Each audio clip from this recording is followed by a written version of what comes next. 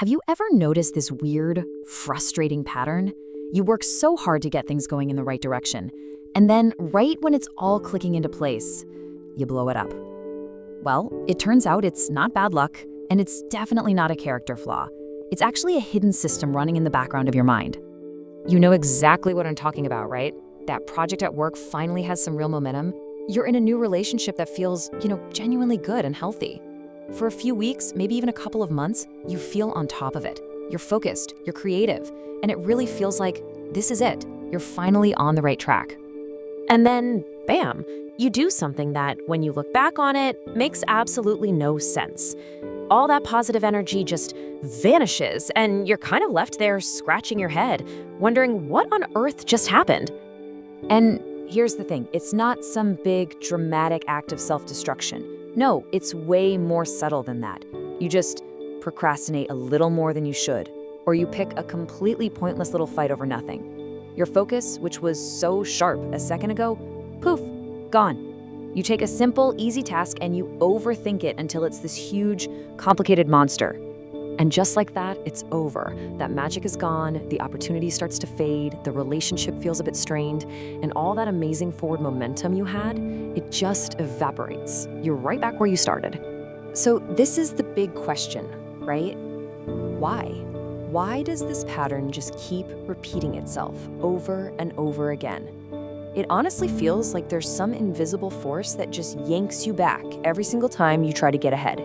And, the first place our minds usually go is discipline. We tell ourselves, if I was just more focused, or if I had more willpower, this wouldn't keep happening. But that's not really what's going on here. And here is why that whole discipline argument just doesn't add up. Think about it for a second. This self-sabotage, it doesn't kick in when your life is a total mess. Actually, when things are falling apart, you're a genius at survival. The sabotage only rears its head when things are finally going well. And this leads us to a pretty uncomfortable but really important truth. There is a part of you that is not trying to succeed. It's not aiming for more happiness or growth. Its number one job is to keep things exactly the way they've always been, to keep you safe in the familiar zone. So, okay, if it's not about a lack of willpower, then what is this powerful, invisible thing that's holding you back? Let's dig into the real reason. It actually has a name. It's called the upper limit problem. The term comes from psychologist Gay Hendricks, and it's basically this idea that every one of us has an unconscious ceiling for how much success, how much love, and how much happiness we actually feel comfortable with. A really good way to think about this is to picture an identity thermostat inside your brain. It's set to a very specific temperature, a level of success and calm that your mind has decided is normal for you. Now, the second your life starts to get better than that setting, your nervous system doesn't celebrate. It panics. It reacts with this wave of tension. It actually reads those good feelings as a threat, and it starts sending out these little alarm bells of anxiety and restlessness, like something is just wrong.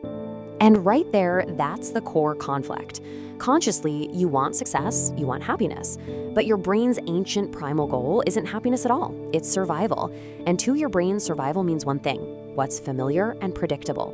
Familiar equals safe. This is why new positive feelings can feel so unbelievably threatening. I mean, if you grew up in a chaotic environment, a calm, stable life feels deeply wrong. If you're used to being overlooked, suddenly getting a lot of attention and praise feels really uncomfortable.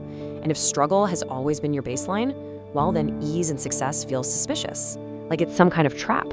And this is just so key.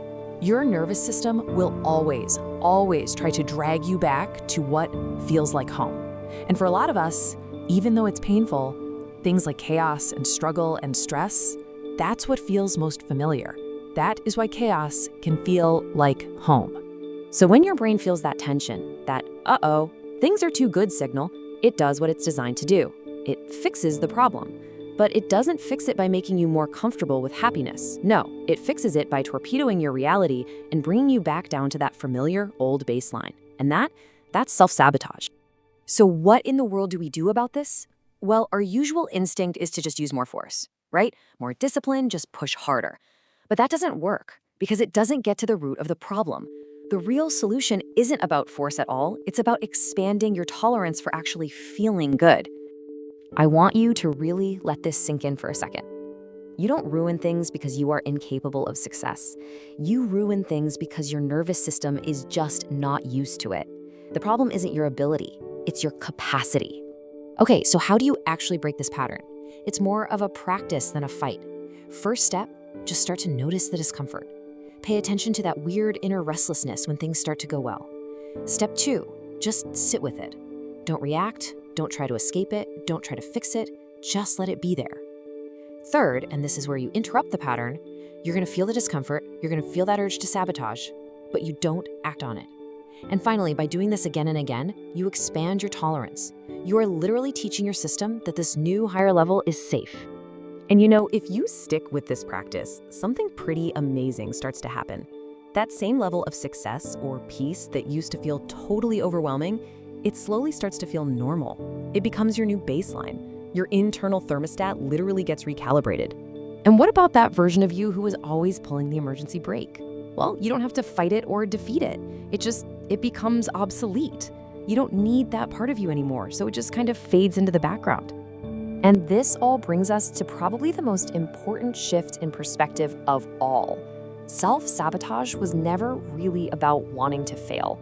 It was never about you being unworthy or broken. It was always about protection. It's a primitive and frankly outdated program that was installed a long time ago to keep you safe from anything unfamiliar. It's not your enemy.